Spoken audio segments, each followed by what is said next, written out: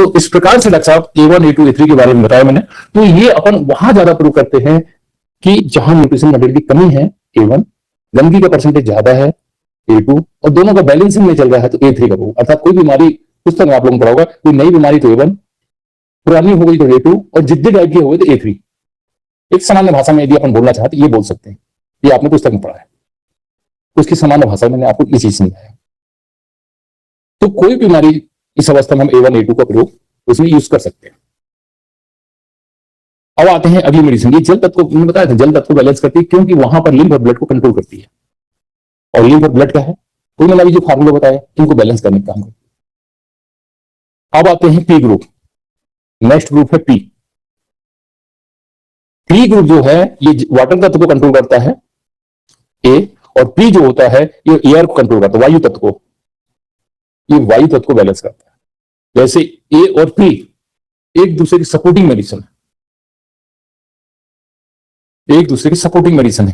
क्योंकि हमारे पास जब केस, अपने पास जब केस आता है या कोई पेशेंट के ऊपर पेशेंट आ रहा है जो कफ से संबंधित हो, लंग्स से संबंधित हो, रेस्पिरेशन ट्रैक्ट से संबंधित हो, तो पी और A3 का या ए ग्रुप की मेडिसिन का जरूर सहयोग। हर पुस्तक में, हर राइटर की फार्मूला में आप पढ़ेंगे। आप बिना ए ग्रुप के द्वारा कोई राइटर ने कोई प्रैक्टिस ऑफ मेडिसिन नहीं लिखा, जबकि वहां हार्ट का केस था ही नहीं साहब।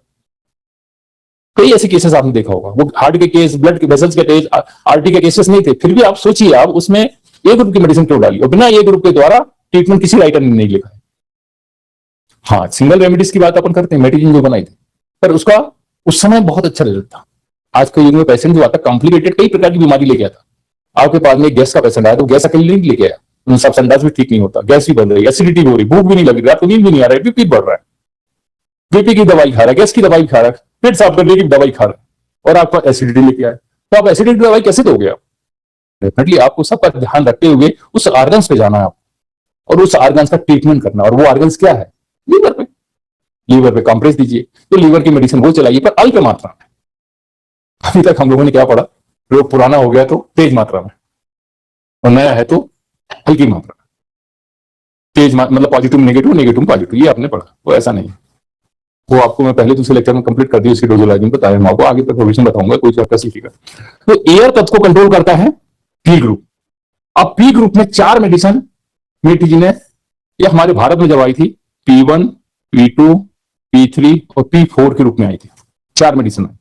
अब ध्यान से देखिए आप इन चारों मेडिसिन को, वैसे P9 तक भी आपको पढ़ने को मिल जाएगा। वो क्या बनी हुई मेडिसिन को आपस में मिला रहे, तो आपको ना P2 पढ़ना है, ना P3 पढ़ना है, ना P4 पढ़ना है।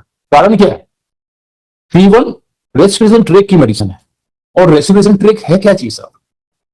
उसकी रचना पढ़े, नाक से लेकर फेफड़े और फेफड़े से लेकर नाक तक पढ़ेंगे। एक ट्यूब है, नाक से लेकर के फेफड़े तक जाती है, और फेफड़े के अंदर यार बहुत सारे चेंबर बने हुए हैं एलुलाई के, उसके अंदर हवा जाती है और फिर वापस निकल के आती है। एयर जाती है और बाहर निकलती है, उस एयर के साथ में कार्बन डाइऑक्साइड का लेवल ज्यादा आता है।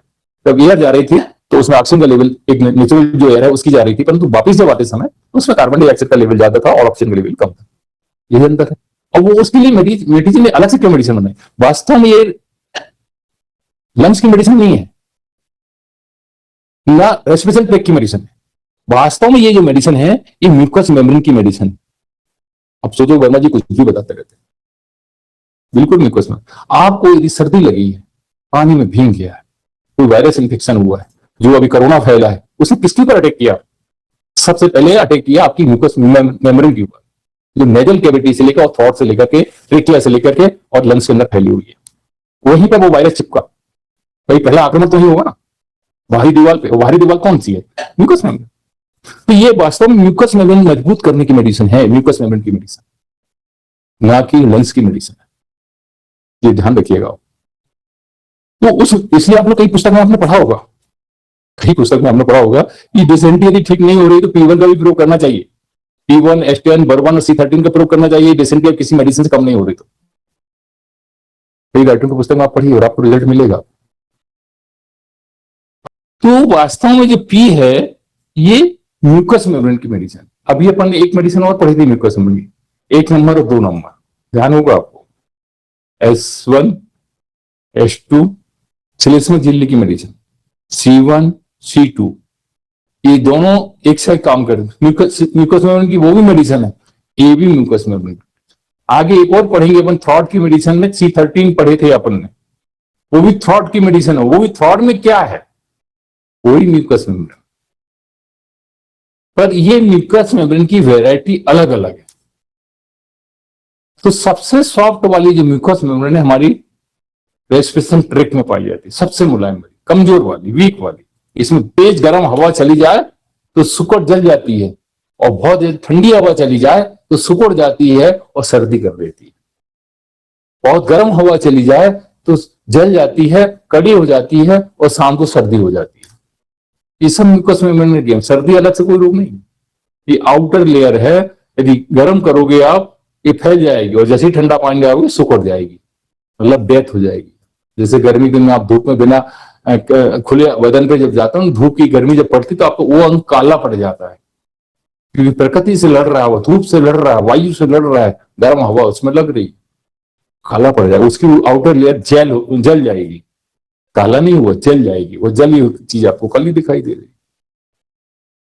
ऐसे कई अनुभव किया होगा, कोई खेत में काम कर रहा है तो बनियान पहना तो बनियान के पूरे निशान मिलेंगे, जहां जहां बनियान की पट्टी है वो ओरिजिनल कलर दिखेगा, और बाद में जहां धूप पड़ रही थी वहां काला हो जाएगा। तो वास्तव में काला नहीं होता, वो हमारी आउटर लेयर जल जाती, मतलब डेथ हो जाती है, समय से पहले डेथ हो जाती है, वो आप उसको कालापन कह सकते हो।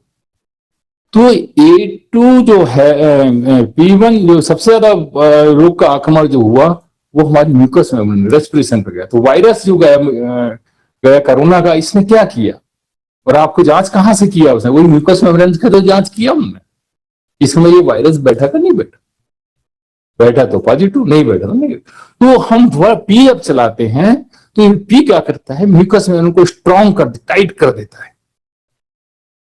जैसे मान लीजिए आपके हाथ में कोई चीज, ये पेन रखा हुआ है, और कोई आपसे पेन मांगे तो आप इजीली दे दीजिए, आप तो वो आपको ताकत लगानी नहीं, अगर वो देना नहीं चाहता और पूरी ताकत लगा रहे हैं आप पेन को लेने के लिए, तो उसके नाखून लगा दिए, उंगली तोड़ दिए, आपने खून निकलने लगा, मेहनत करनी पड़ी आप, पर फिर भी पेन नहीं ले पाए। तो ऐसे वायरस जो होता है हमारी, बिल्कुल इतना वायरस इतना कमजोर है, आप ये ध्यान रखिएगा। कोई भी बैक्टीरिया वायरस जो है हमारी पैथी मानती नहीं, बैक्टीरियोलॉजी बिल्कुल नहीं मानती है, क्योंकि बैक्टीरिया तभी वो आपकी बॉडी में बैठेगी जब आपकी बॉडी उसको बैठने का जगह देगी। और आपकी बॉडी का सेल और बैक्टीरिया के सेल में कितना अंतर है साहब, आपका भी एनिमल सेल से बना और बैक्टीरिया का सेल भी एनिमल सेल से बना हुआ, और वो इतना छोटा है, और आपके इतने बड़े सेल को कैसे इफेक्ट कर सकता है, कभी नहीं कर सकता। एक छोटा पत्थर बड़े पत्थर को कैसे तोड़ सकता है, बड़ा पत्थर छोटे को तोड़ सकता है, पर बड़ा छोटे कंकड़ जो है, एक बहुत बड़ा पत्थर उसको कैसे तोड़ेगा, बहुत दिन तक बहुत स्पीड के साथ फेंकोगे, या बहुत दिन तक फेंकते रहोगे तो हो सकता है घिस घिस करके वो छोटा हो जाए, टूट जाए। जैसे अपन देखते कि रसरी आवाज जात है, सिल पर पड़ा था निशान, एक रस्सी भी जो है पत्थर पर निशान पड़ सकती है, क्योंकि बार बार प्रैक्टिस करने पे ये हो सकता है। तो वो हो सकता है, मे बी पॉसिबल, पर उसके लिए लंबा समय लगता है, तो उसमें आप वो चीज नहीं ला सकते। तो पी जो है ये हमारी सॉफ्ट वाली म्यूकस मेम्ब्रेन पे काम करने वाली मेडिसिन है, इतना याद रखिए आप। यदि एल्बुलाई में कम बने हैं, छोटे बड़े हैं, लंग्स फैल गया है, उसके अंदर पानी भर गया है, निमोनिया हो गया है, पिलूसी हो गया है, और भी कई, कफ हो गया है, दूसरी और बहुत सारी ब्रांचाइटिस हो गई, बहुत सारी बीमारियां हो गई, ये इनकी मेडिसिन पी नहीं है, ये ध्यान रखिएगा। अब टिस हो गया, ब्रांचाइटिस, निमोनाइटिस, जहां टिस शब्द आ गया उसका मतलब इन्फ्लामेशन हो गया, और आपके पास इन्फ्लामेशन की मेडिसिन क्या है, आप वहीं से उसका नाम निकाल सकते हैं, डिसीज के ऊपर ही उस बीमारी को मेडिसिन का सिलेक्शन कर सकते हो। जहां टिस आ गया है, फेरेंजाइटिस, लेरिंजाइटिस, स्टोमाइटिस, ब्रोंकाइटिस, अस्थमाइटिस, जो भी चीजें हैं इस टाइप की, टिस जहां लग गया वो इन्फ्लामेशन को दर्शा रहा है। और अपने पास इन्फ्लामेशन की मेडिसिन क्या है आपको मालूम है? टिस की मेडिसिन है हमारे पास में A2, जो भी गंदगी की अपन बात कर रहे हैं, S5 और C5, रिलैक्सिंग मेडिसिन दोनों, S5 C5 रिलैक्सिंग मेडिसिन है। हमने पढ़ा था पीछे, C ग्रुप, C5 और S5 में पढ़ाया था आपको। और A2 अभी हमने बताया आप। तो ये A2S5C5 जब हम देते हैं तो टिस को खत्म कर, कहीं पर भी इन्फ्लामेशन हो, और उसी को लेकर के जिन हमारी पैथी के जो भारत में जो इलेक्ट्रोपैथी आई तो C11 उसी सिद्धांत पे लेके बनाए उनने, और मैक्सिमम केसेस में C11 देते थे। जहां टिस हो गया C11 दे दो। A2S5C5 उसमें L1 भी डाला हुआ है, और अभी दो ही मेडिसिन L1 जब पढ़ाऊंगा तो मैं L1 की कैटेगरी बताऊंगा कि इसमें C11 में L1 क्यों मिला हुआ है। तो A2S5C5 जो है टिस की मेडिसिन है, कहीं पर भी टिस हो गया आप ये चला दीजिए। तो ये आपको P ग्रुप जो है ये वास्तव में म्यूकस मेम्ब्रेन की मेडिसिन है। इसमें P1 अकेले की बात कर रहे हैं अपन, या P अकेले की, पर P2 जो है यदि आप ध्यान से देखोगे तो P2 में P1 और C2 का कॉम्बिनेशन है। अभी अपन C2 का आगे पढ़े, सिक्रेटिव मेडिसिन है, सिक्रेशन को पे काम करने वाली मेडिसिन। यदि P1 और C2 मतलब P2 आप तेज मात्रा में गर्म पानी दोगे तो कफ को ढीला कर देगी, ये सिक्रेशन बढ़ा देगी म्यूकस का, और कफ चिपका उसको ढीला कर देगी। और जो कफ जिसको आप कह रहे हैं वो क्या है, म्यूकस ही तो है, जो नाक निकल रही, लार निकल रही है कफ में, वही तो जम जाता है, तब कफ के रूप में आ जाता है, जिसको कफ बोलते हैं आप। ये निकलता गाढ़ा गाढ़ा सा। आप जो सलाइवा या कफ जिसको कहते हैं, सलाइवा या म्यूकस जिसको बोल रहे हैं, इसमें क्या होता है, इसमें 90% वाटर होता है, सिर्फ 10% ऑर्गेनिक इनऑर्गेनिक कंपाउंड होते हैं। जो सर्दी होती है ना तो लगातार जो पानी गिरता है उसमें 90% पानी होता है, 10% उसमें ऑर्गेनिक और इनऑर्गेनिक कंपाउंड होता है। और जब वही रोग पुराना हो जाता है तो पानी निकलना तो कम हो जाता है, भापन टूट जाता है, वो 10% रहता है, वही गाढ़ा होकर जम जाता है, जिसको अपन नेक्स्ट डे जो बोलेंगे कि गाढ़ी नाक हो गई या गाढ़ा कफ जम गया। तो हम P2 जब गर्म पानी से देते हैं तो वो उसको ढीला कर देता है, क्योंकि सिक्रेशन की मेडिसिन C2 है, और P1 जो है म्यूकस मेम्ब्रेन, तो म्यूकस मेम्ब्रेन के द्वारा इसका सिक्रेशन बढ़ा देता है। सिक्रेशन भी कहां से हो रहा है, ये म्यूकस सेल से द्वारा हो रहा है, पूरी म्यूकस मेम्ब्रेन में म्यूकस सेल पाए जाते हैं, तो म्यूकस सेल के द्वारा हमने सिक्रेशन बढ़ा दिया। म्यूकस सेल कहाँ के, आपके लंग्स के, एलिमेंट्री के, रेस्पिरेशन ट्रैक्ट के, उनका सिक्रेशन बढ़ गया, और उनका सिक्रेशन जब बढ़ जाएगा तो डेफिनेटली जो है आपको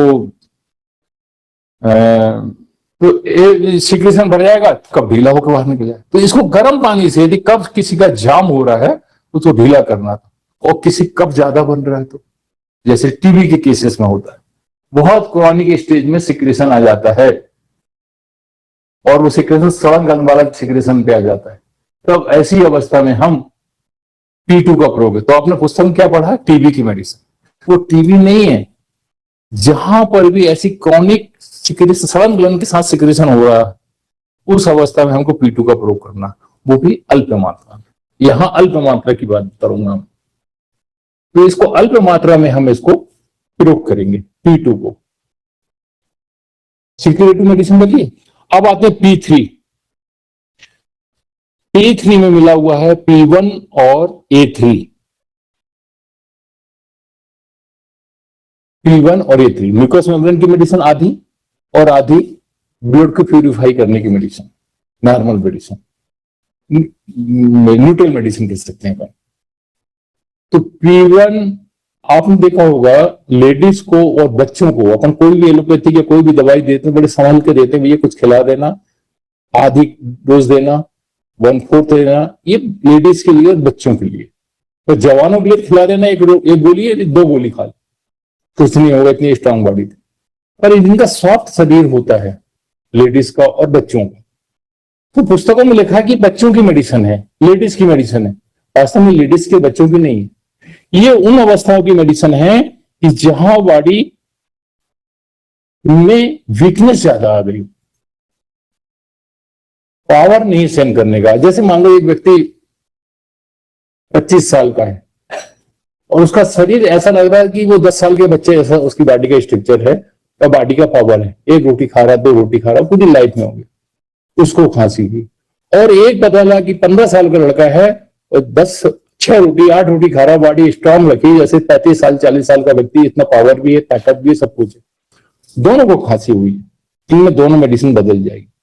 डेफिनेटली जो वीक है उसमें A3 चलेगी भले ही उसकी एज बहुत ज्यादा है, और यहां पर जो है हम P1 चलाएंगे, वहां P3 चलाएंगे। इसमें कमजोर वाले में, और यहाँ स्ट्रांग वाले में जो बच्चा भले 14 साल का 10 साल का है और स्ट्रांग बॉडी है, उसमें P1 देंगे। तो इस प्रकार से मेडिसिन का आप प्रयोग करके आप उसको यूज कर सकते हो। तो P1, P2, P3। अब P4 क्या है, इसमें P1 डला हुआ है और F1 का कॉम्बिनेशन। अब खांसी चल रही साहब या कोई बीमारी हुई तो P1 तो म्यूकस मेम्ब्रेन की होगी। अब म्यूकस मेम्ब्रेन की मेडिसिन होने के कारण से अब इसमें F1 जब मिला दिया जाए तो खांसी बिना कारण के भी बन रही है, या नर्वस सिस्टम डिसऑर्डर के कारण से खांसी बन रही है तो वहां दिया जाता है। इसलिए इसको कहते हैं ओल्ड मैन की मेडिसिन, बुढ़े लोगों की मेडिसिन। A3 को बोलते हैं यंग सॉफ्ट बॉडी में, सॉफ्ट बॉडी जैसे बताया लेडीज और बच्चे। और P2 जो है टीबी वाले केसेस में, जैसे में टीबी नहीं है मतलब टीबी जैसे केसेस में चलती है, इसलिए पुस्तक में लिखा है टीबी की मेडिसिन। टीबी की नहीं, टीबी जैसी अवस्था है। अब कोई गैंग्रीन हो गया, सब कई सालों से सूख नहीं रहा घाव, तो उसमें P2 का रोल है। P2 लगाओ भी, P2 खिलाओ भी। आप जो घाव को सुखाना चाहिए, चाहे वो डायबिटीज का घाव हो, चाहे किसी अन्य कारणों से घाव, ऐसा क्रॉनिक स्टेज का जो कोई अल्सरेटिव अवस्था बन जाती है, तो गैंग्रीन की अवस्था बन जाती है, तो हम उनको P2 का प्रयोग करना। टीमा सिक्रेशन हो रहा है उसको ठीक करना। और P1 तो यंग बॉडी की मेडिसिन है, स्वस्थ बॉडी, स्ट्रांग बॉडी की मेडिसिन। अब कई ऐसी लेडीज मिल सकती है कि जो पुरुष से ज्यादा पावरफुल है, तो उसमें P1 चलेगी। और कई ऐसे पुरुष भी मिलता है, जवान पुरुष मिल जाएंगे जो लेडीज से ज्यादा सॉफ्ट है, उसमें P3 का प्रयोग करेंगे। तो इस प्रकार से सोचना आपको है। बाकी मेडिसिन आगे जो है P9 तक बनी, वो ऐसी आपस में बनाई हुई मेडिसिन है।